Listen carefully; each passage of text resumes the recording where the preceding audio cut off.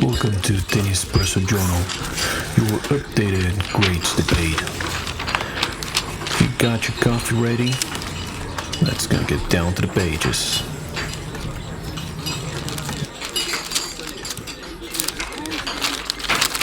So this is the listing of the top 50 all time. It's basically the expanded list.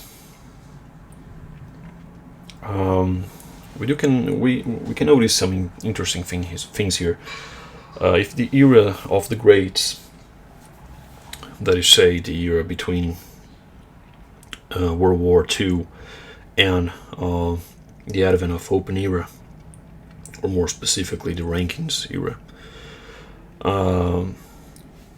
those guys were really crowding the first 25 list, but they're practically absent from the top 50, the 26 up to the 50 place, and that's really interesting.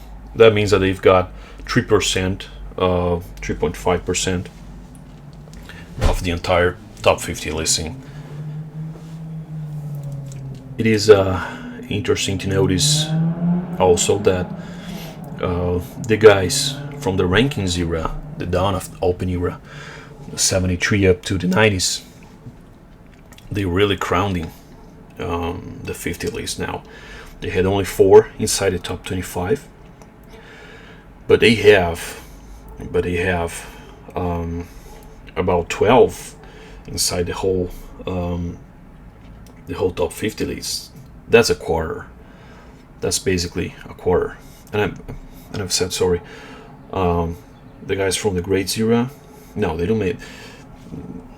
They make a 7th, about 15%, about 15%, 14% more precisely, of the top 50.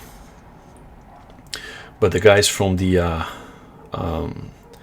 rankings era, in yellow, those guys are really, really good. A quarter of the list are made of them.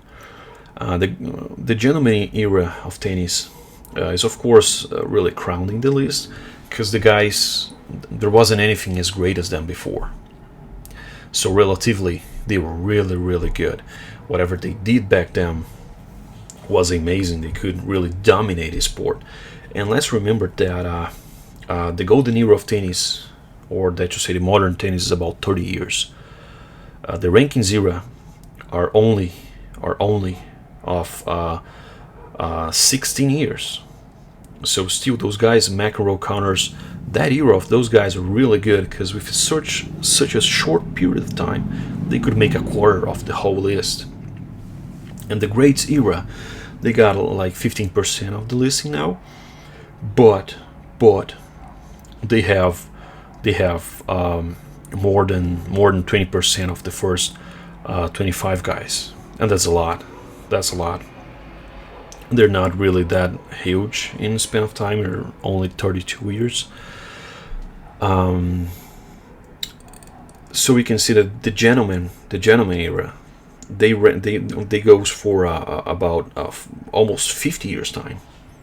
So if tennis has 150 years, they make almost 50 years. That's a lot of time. And that's why they're crowding so much the all-time listing. And no wonders there.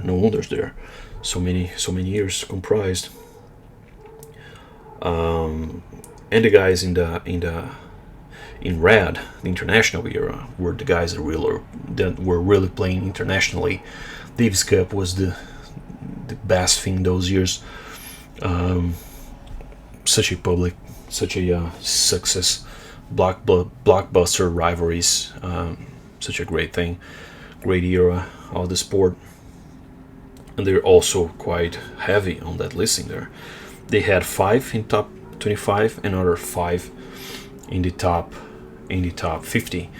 They do a good 20%, a hefty 20% of the all-time greats, comprising about 27 years time. So that's really interesting to notice too. And we do have guys of nowadays. Hewitt was number 1 for 2 years.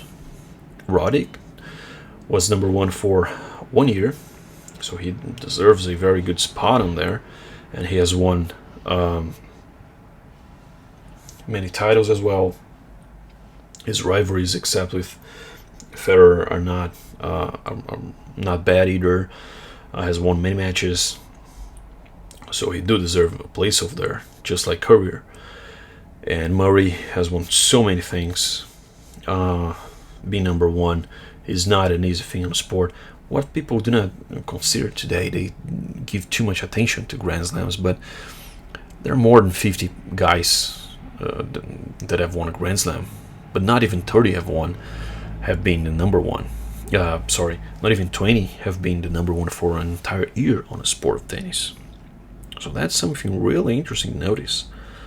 Being number one is much harder than winning a slam, and people do not get it straight. So that's what made the listing like this. We can say that Curtin is out of the listing.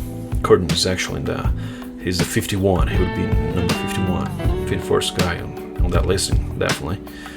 We've got Perry there. He didn't make it to the 25, but he's such a great player, the best British player of all time. And that's what we've got. Hope you guys enjoyed the list. And those you may have, please not hesitate in getting in touch. See you later.